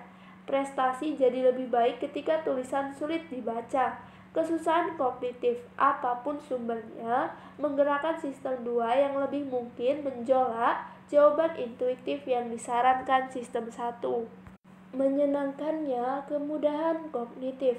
Satu artikel berjudul Mind at Ease Put at a Smile on the Face menjabarkan suatu percobaan ketika para peserta ditunjukkan gambar-gambar berbagai benda secara cepat. Sebagian gambar itu dipermudah pengenalannya dengan menampilkan siluet bendanya sebelum gambar benda diperlihatkan. Sangat cepat sehingga bentuknya tak sempat diperhatikan. Reaksi emosional peserta diukur dengan merekam denyut listrik dari otot-otot wajah, mencatat perubahan ekspresi yang terlalu kecil dan cepat untuk diamati. Sebagaimana diperkirakan, orang tersenyum kecil dan alisnya mengendur ketika gambar benda lebih gampang dilihat. Tampaknya satu ciri sistem 1 adalah bahwa kemudahan kognitif dikaitkan dengan perasaan enak. Sebagaimana diperkirakan, kata-kata yang gampang diucapkan memancing rasa suka.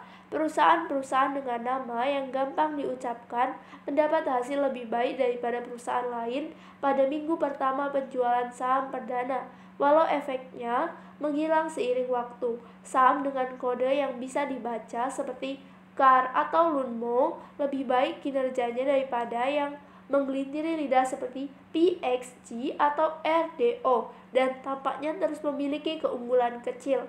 Satu penelitian yang dilakukan di Swiss menemukan bahwa para investor percaya saham dengan nama mudah diucapkan seperti EMI, Swiss Freeze, dan Comet akan memberi hasil lebih tinggi daripada yang namanya susah seperti Geberit dan YP Summit.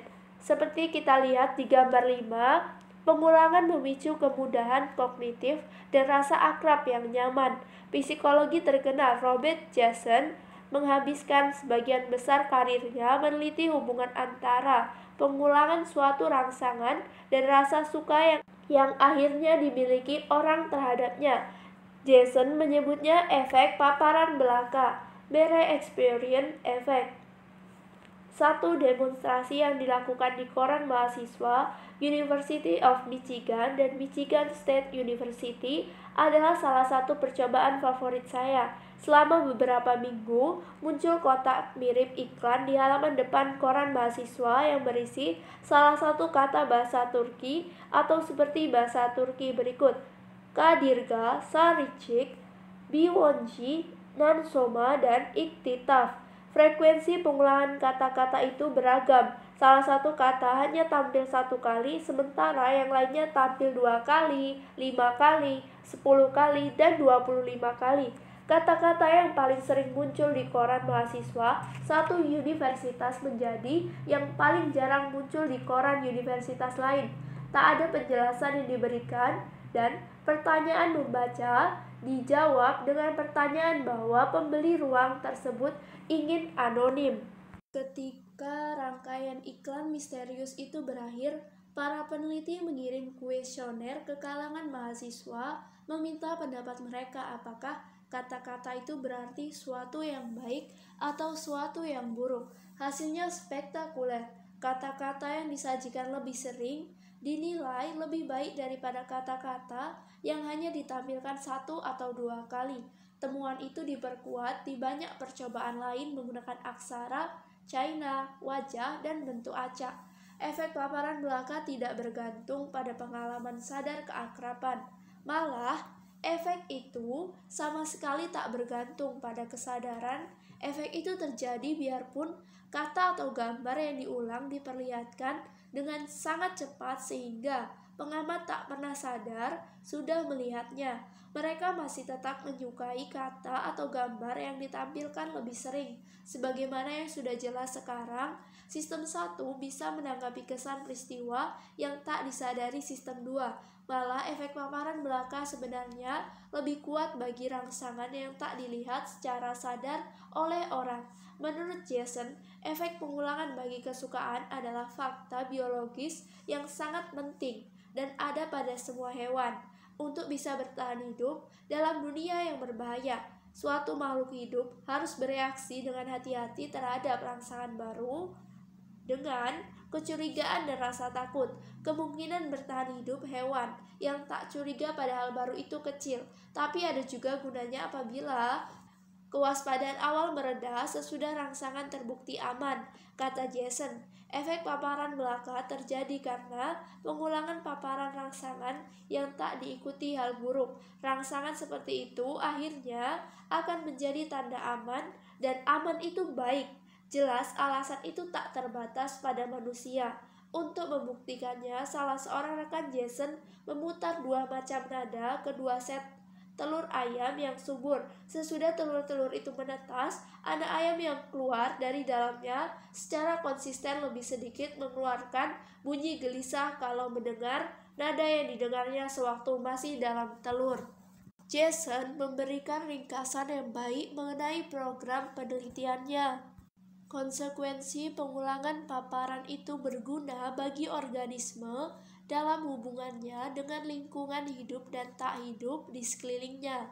Organisme jadi bisa membedakan benda dan habitat yang aman dan yang tidak baik. Dan itulah dasar keterikatan sosial yang paling primitif. Oleh karena itu, pengulangan paparan adalah dasar organisasi dan kohesi sosial, sumber dasar kestabilan psikologis dan sosial. Kaitan antara emosi positif dan kemudahan kognitif di sistem 1 punya riwayat evolusioner yang panjang. Kemudahan, suasana hati, dan intuisi. Sekitar tahun 1960, seorang psikolog muda bernama Sarnoff Mendick berpikir dia telah menemukan esensi kreativitas. Gagasannya sederhana sekaligus kuat. Kreativitas adalah ikatan asosiatif yang bekerja sangat baik. Mendick membuat satu tes, disebut Remote Association Test, RAT, tes asosiasi jarak jauh, yang masih sering digunakan dalam penelitian kreativitas. Untuk contoh mudahnya, simak 3 kata berikut: cottage, Swiss, cake. Bisakah Anda berpikir satu kata yang berhubungan dengan ketiganya? Barangkali Anda bisa menemukan bahwa jawabannya adalah cheese, keju. Sekarang coba yang ini. Dive, like, rocket. Soalnya jauh lebih sukar, tapi punya satu jawaban yang benar-benar unik yang dikenali tiap penutur bahasa Inggris, walau kurang dari 20% dalam sampel mahasiswa yang bisa menemukannya dalam 15 detik. Jawabannya adalah sky, langit. Tentu saja, tak semua kumpulan 3 kata punya keterkaitan dengan satu kata. Contohnya kata-kata dream, ball, dan book tak punya hubungan bersama yang semua orang anggap sah. Beberapa tim psikolog Jerman yang telah mempelajari RAT akhir-akhir ini telah mendapatkan penemuan-penemuan luar biasa mengenai kemudahan kognitif. Salah satu tim mengajukan 2 pertanyaan. Bisakah orang merasakan bahwa suatu kumpulan 3 kata punya kesamaan tema sebelum mereka tahu apa temanya? Bagaimana suasana hati mempengaruhi prestasi dalam tugas itu? Untuk mencari tahu mereka pertama-tama membuat beberapa subjek mereka bahagia dan yang lainnya sedih, dengan meminta para subjek memikirkan peristiwa bahagia atau sedih dalam kehidupan mereka selama beberapa menit. Mereka lalu menyajikan sejumlah kumpulan 3 kata kepada para subjek yang setengahnya punya hubungan satu sama lain seperti dive, like, rocket, dan setengahnya lagi tak punya hubungan seperti dream, ball, book, serta menyuruh para subjek menekan satu dari 2 tombol dengan cepat untuk menandakan dugaan mereka apakah 3 kata itu ada hubungannya satu sama lain atau tidak. Waktu yang diperkenakan untuk membuat tebakan 2 detik. Terlalu pendek bagi kemunculan jawaban sebenarnya dalam pikiran siapapun. Kejutan pertama adalah bahwa tebakan orang jauh lebih akurat daripada kalau menebak secara acak.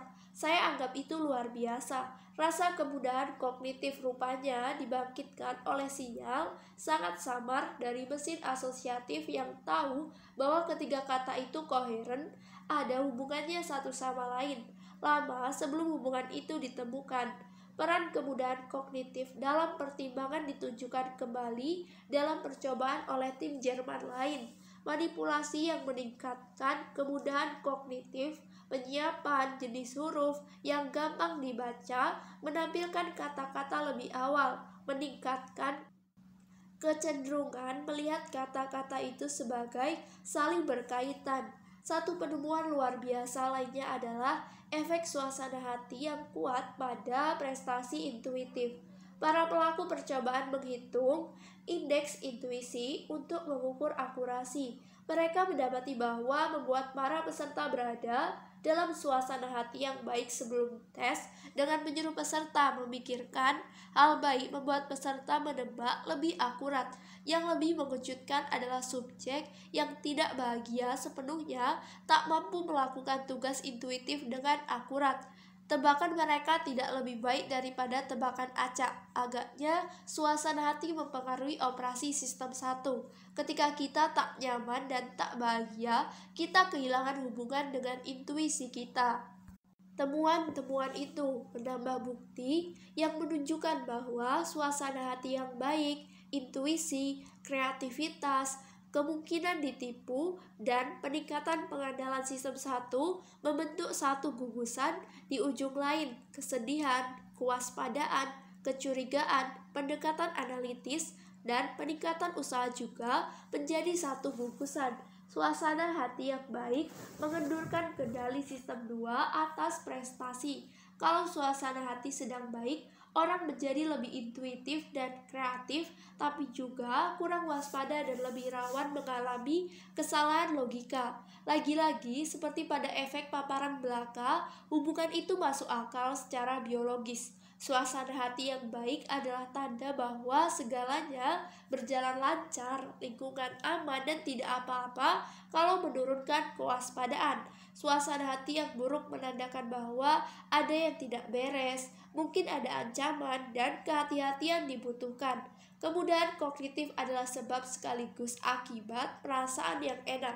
Remote Association Test memberitahukan kita lebih mengenai hubungan antara kemudahan kognitif dan pengaruh positif. Simak dua kesimpulan kata ini: sleep, nail, switch, salt, deep, foam. Anda tentu saja tidak tahu, tapi pengukuran kegiatan elektrik di otot wajah Anda kiranya menunjukkan senyum kecil ketika Anda membaca kumpulan kedua yang koheren. Jawabannya C, laut.